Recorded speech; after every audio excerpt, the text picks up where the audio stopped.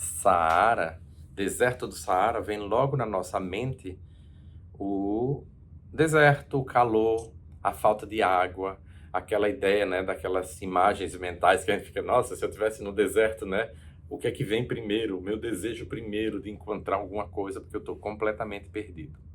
E aí, de repente, aquela mesma situação de seca, você tem água, chuva, árvore no Saara. Peraí, é uma resposta? Mas como é que era o Saara milhões de anos atrás, milhares de anos atrás? Então, como é a Amazonas hoje? Como é a Amazônia hoje? Como é que pode ser a Amazônia em milhares de anos à frente?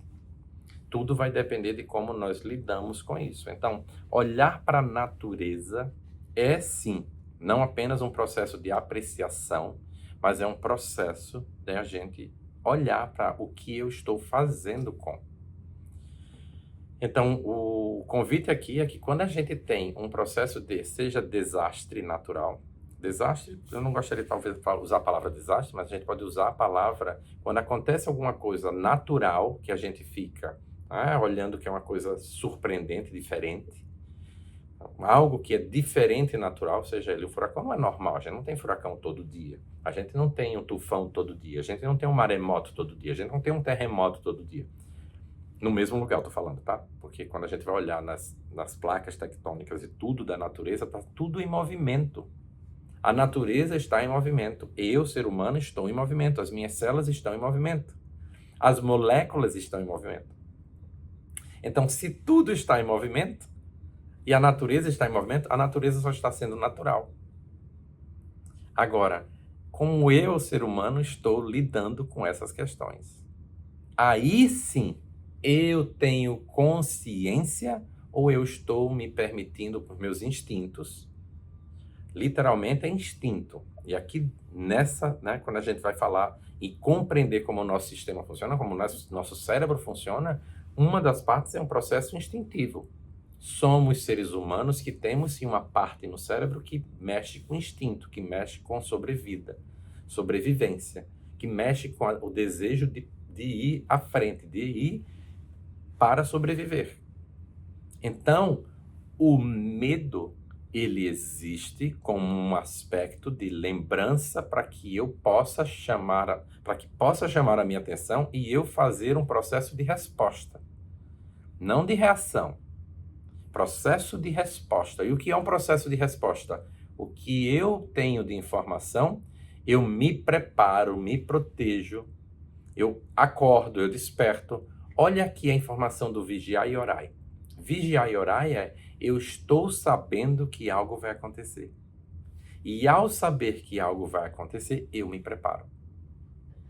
Isso é vigiar e orai. Isso é o tempo inteiro que a gente fica no nosso sistema de dizer assim, eu estou preparado. Eu estou preparado, eu ter consciência. Agora, eu não estar preparado é eu ficar atrás de mais informação, ficar atrás de informações que vão levar mais medo e me conectar a pessoas que geram esse medo. Vou voltar aqui muito seriamente. O medo existe. O medo é uma emoção importante. Ela existe para que eu me prepare.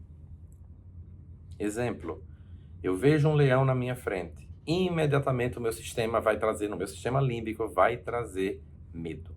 Vai liberar medo. Para que serve aquele medo? É um medo que vai vai causar um impacto de adrenalina, uma levantada de adrenalina para que eu possa modificar e responder.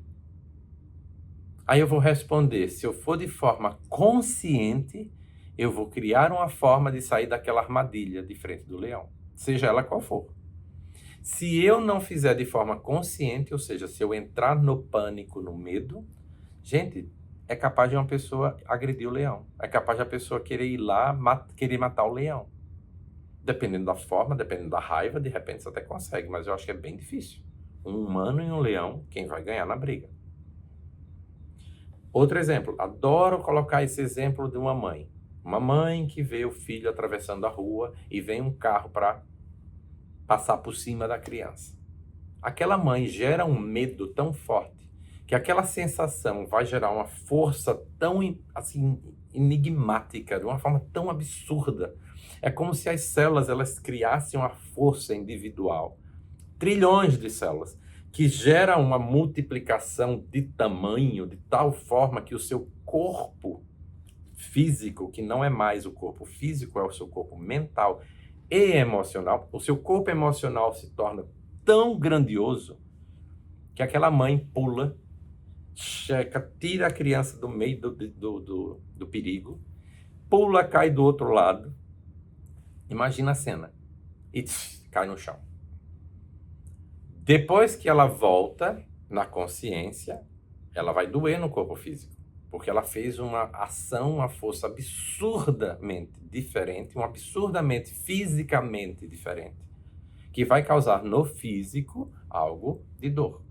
Mas ela conseguiu fazer ou solucionar a dor que ela tinha. Solucionar em um processo mental e emocional. Se esses exemplos não são práticos para você, então a gente pode criar, eu posso colocar milhões de exemplos. Mas eu preciso que você inicialmente esteja de forma clara entendendo que nós não somos esse corpo físico. Nós temos esse corpo físico. Mas além deste corpo físico, temos outros corpos físicos, que aqui eu estou sendo de uma forma muito prática, até a gente ir mais profundo. Mas aqui, nesse momento, você só precisa entender que o corpo físico, ele está conectado, alinhado, o resultado do físico, o que acontece no meu corpo físico, na minha matéria, o que acontece nos meus resultados financeiros, no meu resultado de saúde, no meu resultado de relacionamentos, ou seja, eu estou falando de parte física. Física, tangível, pegajosa, coisa que você vê, coisa que você olha. Né? Vamos olhar para a sua conta do banco, é físico, financeiro. Vamos olhar para o seu parceiro, sua parceira, seu relacionamento, físico, tangível. Vamos olhar para os seus órgãos, vamos olhar para os seus, né, seu aparelho físico em relação à sua saúde. Não estou nem falando de saúde mental, estou falando de saúde física. Como está seu coração, como está seu rim, como está seu estômago, como está seu intestino, como está seu cérebro, como estão seus ossos, como estão seus músculos. Tudo é físico, você consegue ver. Físico. O físico é um resultado, aí eu vou falar de uma forma muito simples aqui. Mas ao longo da jornada que a gente vai aprendendo e vai expandindo e vai elevando a compreensão, vai subindo e vai entendendo, vai subindo os degraus de compreensão, a gente vai ter que entender que é mais do que isso. Mas só aqui que eu quero trazer para você é que somos, no físico, o resultado desse alinhamento, dessa conexão, nessa linha que passa no mental, emocional e espiritual.